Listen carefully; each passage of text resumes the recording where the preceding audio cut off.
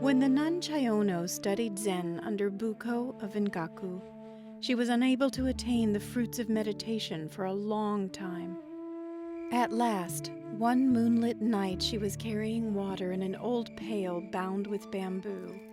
The bamboo broke, and the bottom fell out of the pail, and at that moment Chayono was set free. In commemoration, she wrote a poem. In this way and that, I tried to save the old pail, since the bamboo strip was weakening and about to break, until at last the bottom fell out. No more water in the pail, no more moon in the water.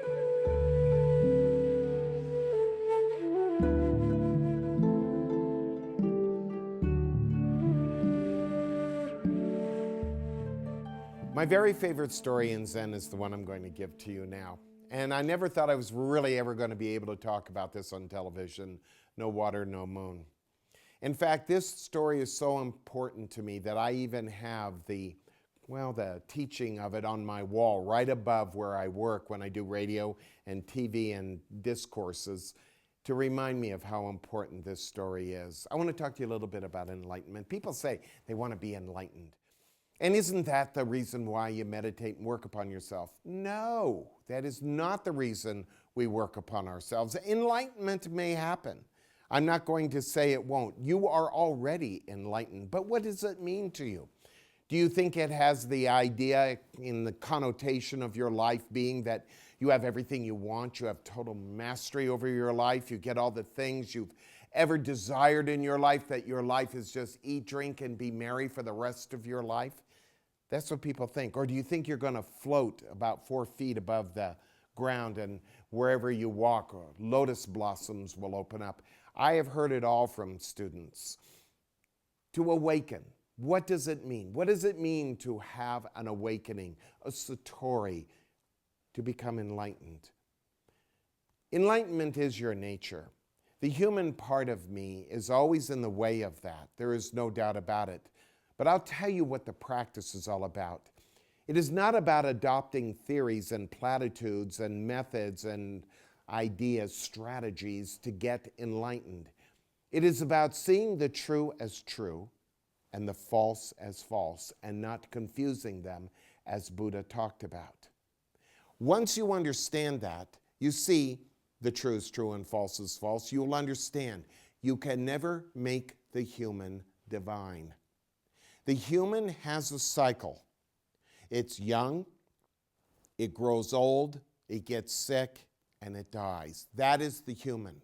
You can't avoid it, and it is a part of the nature of life itself.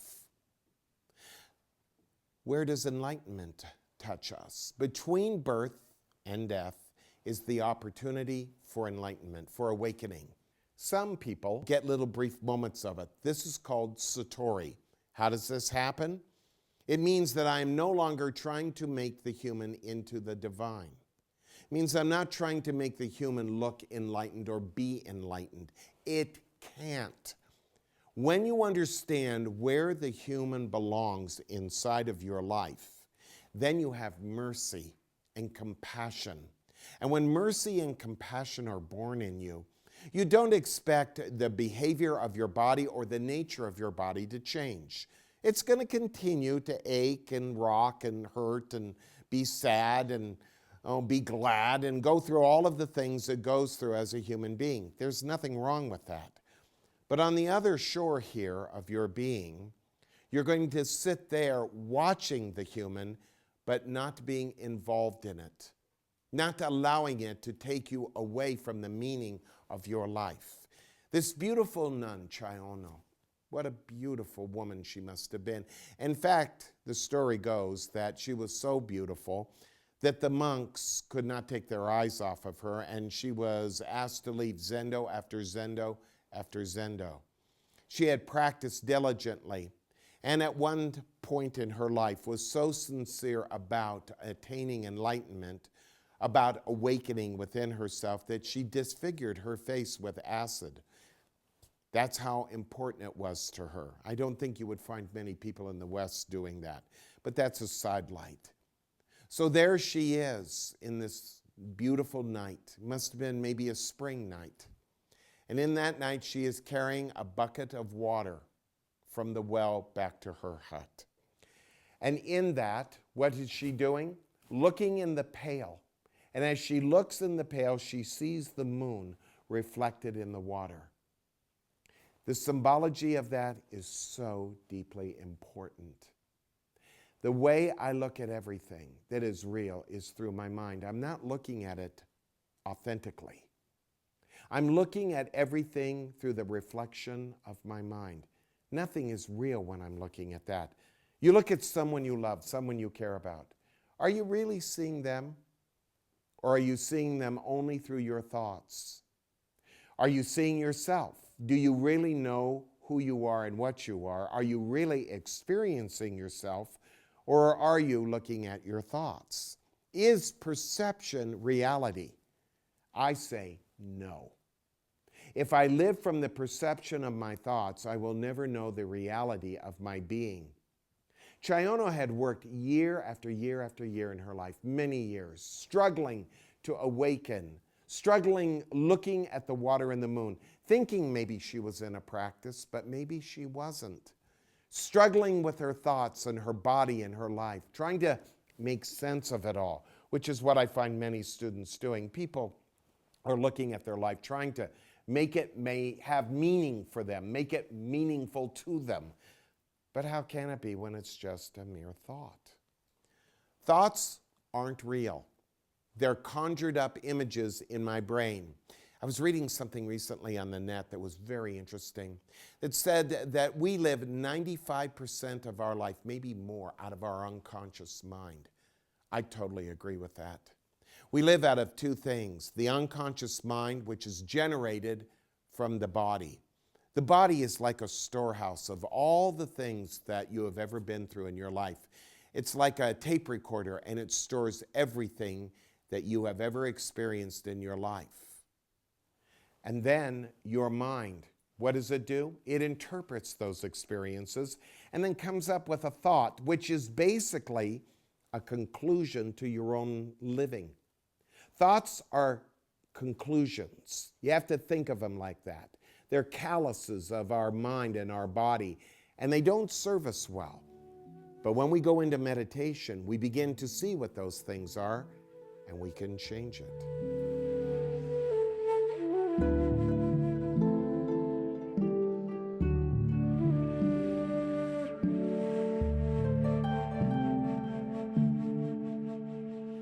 So what is an authentic spiritual practice before we understand what Chayono was all about?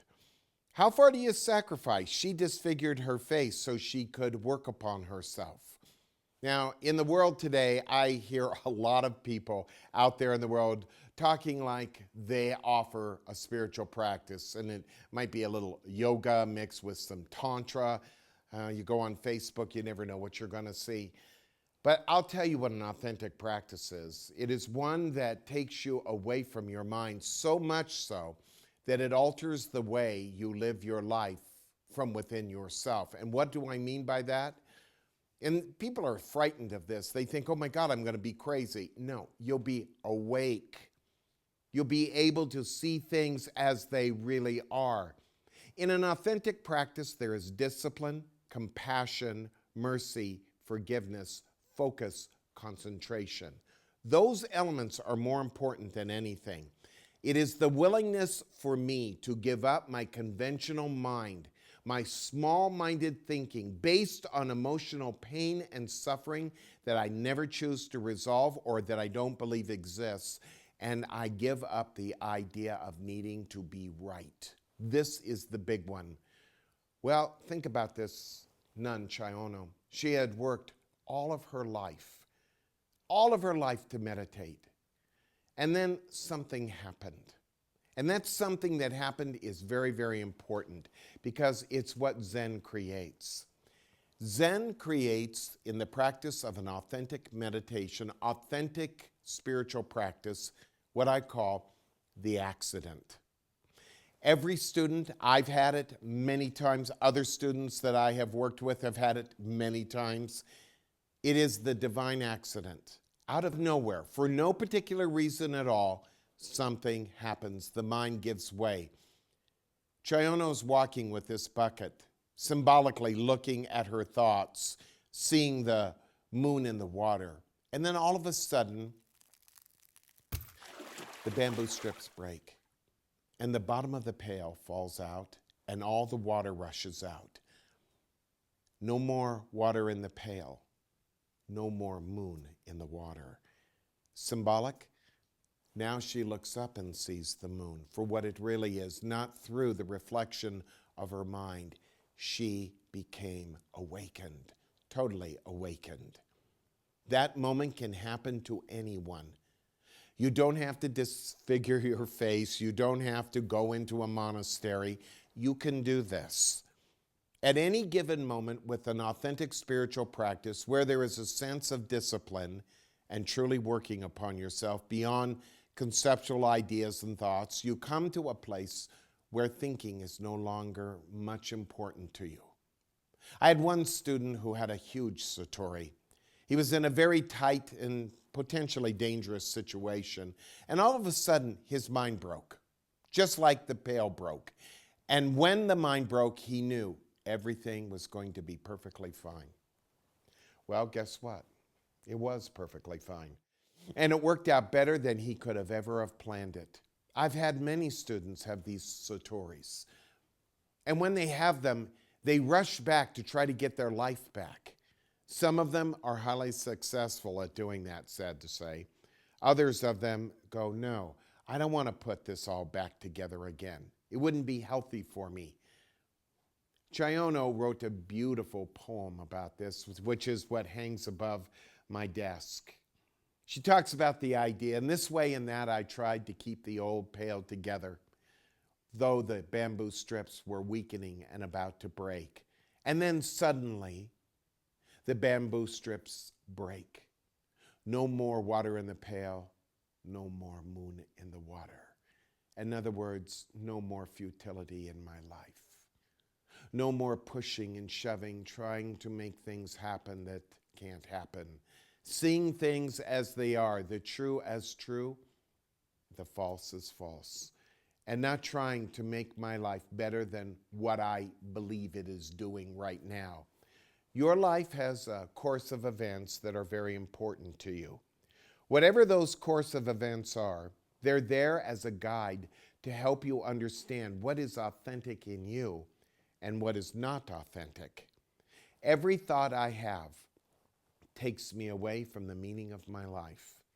Every thought I have takes me away from what is profound in my own living. And it removes me more and more from my heart. Learning to maybe adjust that a little bit, to create the sound of one hand clapping, to just move away from my thoughts, to create a gap and a pause between my thoughts. It is there that I find once again the significance of everything that I am doing in the course of my own life. I am not here on my program to try to talk you into this. I'm here to present it to you as a way of life. The way you live from within yourself determines everything that is ever going to occur in your life. And the circumstances and the conditions of a human being's life are not as important as what they do with those circumstances and those conditions in their life. It is all about love, whether you understand it or not. What Chayono found inside of herself was ultimately love. She found in no thing the everything that is love. You know this deep inside, believe it or not. I don't care who you are. You can be very heavy in religion or philosophy or in your intellect, and still in the back of your mind, that lingering longing and doubting brings you to a moment in your life where you really understand that all of this is nothing more than a facade. When you're done with the facades of your living, trying to, as one of my beloved students said, prop it all up and keep it all looking right, when you're done, that is when something meaningful can happen in your life, something profound. Forgive me.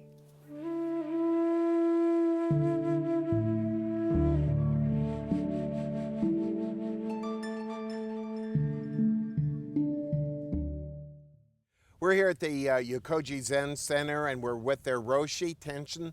Gotta ask you, what does Yokoji mean? People will want to know. It means something like bright sunlight temple. And it is. Yeah, It's very it is. beautiful here. And if you ever have the chance to come here up near Idlewild, I hope you come. One of my very favorite stories reminds me of one of your students, Yeah. and one of mine at one time, about the student sitting in the perfect posture in Zazen. Yeah. And the master is observing him and takes a couple of bricks and rubs them really close together and makes that nice squeaking sound. And the student gets startled by all of this because he says, you know, what are you doing? You're supposed to be quiet and let me meditate. And he said, I'm doing what you're doing. I'm rubbing two bricks together. What's the meaning? To make a mirror. Right, to actually, make a mirror, yeah. right. Yeah, well, there's a difficulty with, I think we have in the West, and I think for most people, is that attainment is, in one way or another, is very important for people. And essential to Zen training is actually seeing what you already are. So when somebody is meditating to attain something else, to become better at something, it's fine on one level, but they're really ignoring their basic nature. You're And correct. so, yeah. So that's for me. That's the importance of the, of that particular parable. The other thing too is it can be taken the other way. Practice is actually to make something miraculous happen, like And it two does. tiles Yeah. making a mirror. Yeah, and it does. Yeah. But it can't do it when I'm trying to make it happen or I'm using it as a motive for my practice. Yeah. What do you tell your students to be the motive of their practice? I mean, let's say they get up early in the morning, they Yeah. come, they do Zazen, then they go to work and they do their work around the Zendo here and all of that. What's their motivation? Well, it varies. Some people are very content with living, and they want to continue to deepen their sort of, say, meditation practice, or they're just gradually opening to the world around them. Some of them are enlightenment based. You know, they want to become enlightened. So whatever it is, I use that motivation to help them to be the best that they can be. Or to reveal whatever they are as human beings. What is popular when a student is having trouble with their practice and they're doubting it? What do you do? How do you help them come back to the meaning of their practice? Well, I really get them to look at that aspect of their doubt, because doubt can really help them in terms of their own living. It's not that I want them to be Zen practitioners. Right, I understand that. What I want them to do is get benefit from their lives, and most people have to go through several times of doubt in their own life, and it's that doubt that helps them to let go of practices that are causing them, or understandings that are causing them suffering in their own lives. Well, like what doubt? Give me a couple of doubts that people will have about meditation. They sit there and let's say they meditate. Forgive me, 15 minutes a day, 3 days a week, and they're not enlightened by the end of the month, and they're downtrodden about that. I've had that happen. Yeah, me too. I've had it happen to me. Yeah. yeah.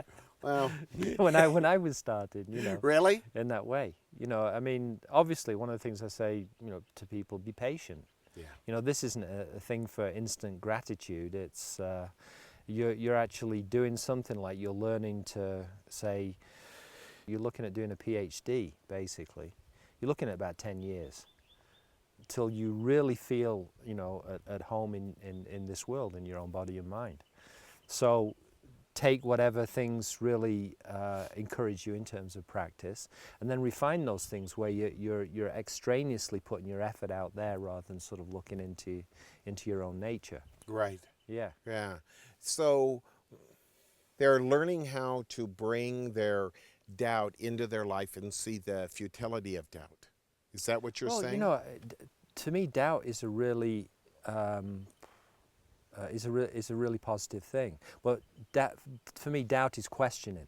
Is this true? In the context of this moment in time, is this belief really true? Or is this action really true? Mm-hmm. And that, really helps me to, to increase my knowledge of life in itself and to drop off the things that get in the way. What's the one major pitfall that basic students have in meditation as you have seen it? One basic pitfall before we go. They don't think the rest of their lives is part of that meditation. Meaning? They think that meditation just occurs when you're on the cushion. Oh, they don't see it taking it off the cushion and bringing Right. it with them Yeah. in everything they do. Yeah. Wow. Yeah. Well, So that's where I become a parrot. and then that's Yeah. when you start squawking No, when I just go, just ask the same question. over and You've over. got to do it. You've got to take it into your life. Yeah. Then it's 24/7. Beautifully put. Yeah. Thank you for this time with you. I enjoyed this segment very much. Thank you, Yeah. Tension. We'll be right back.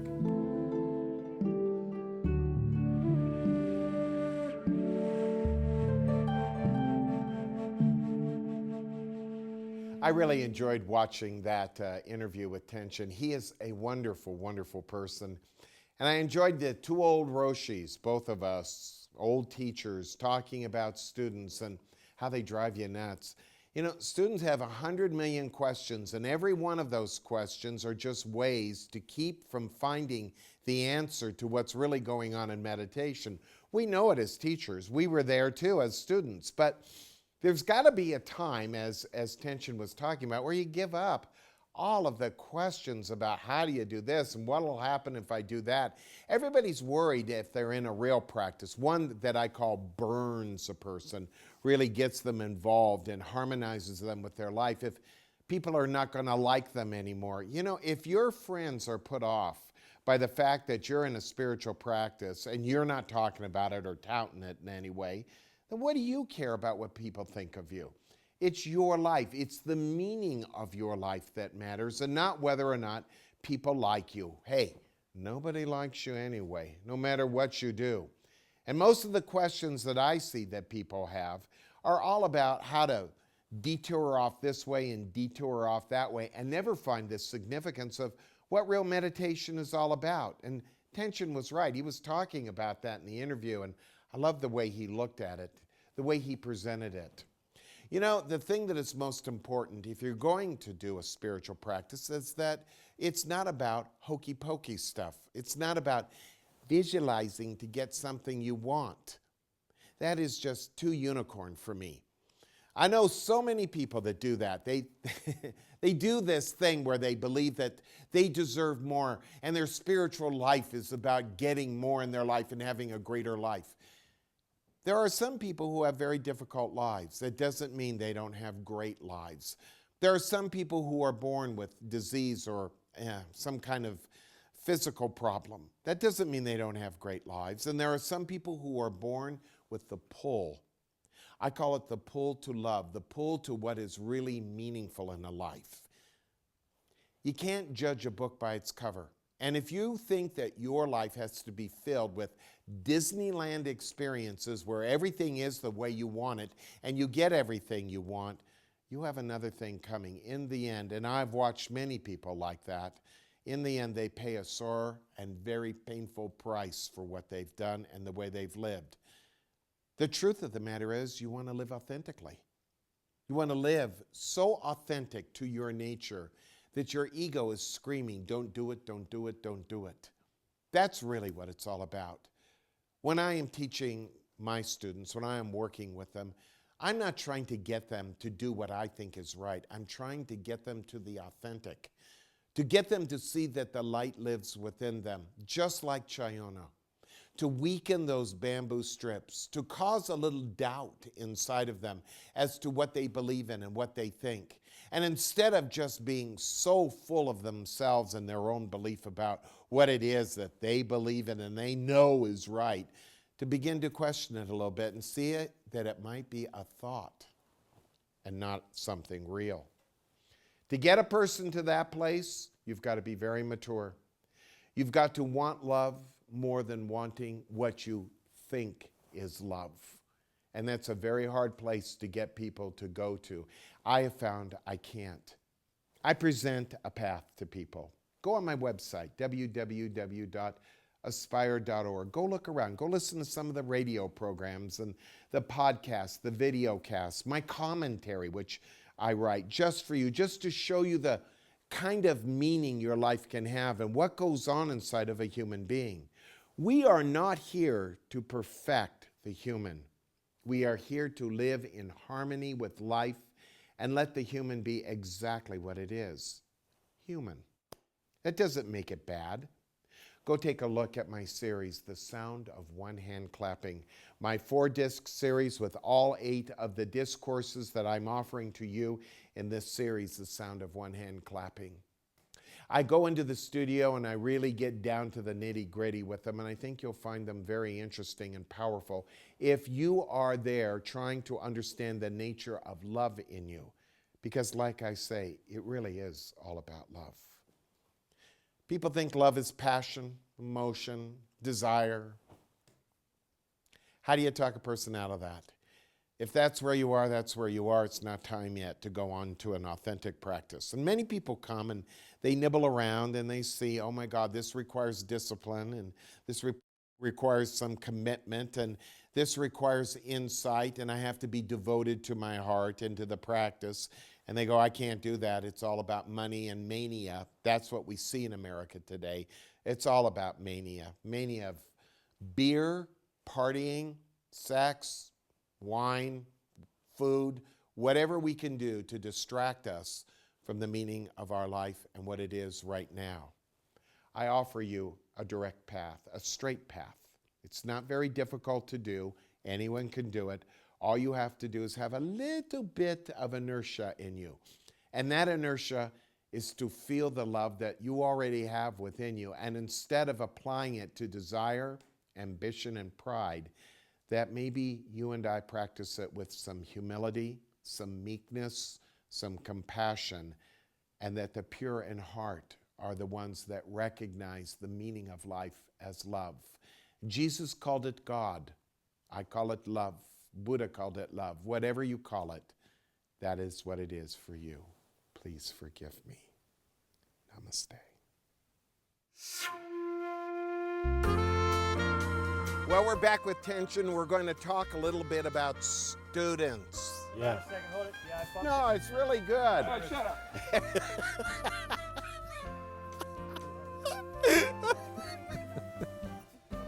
Got a good crew. I know. Yeah. I do.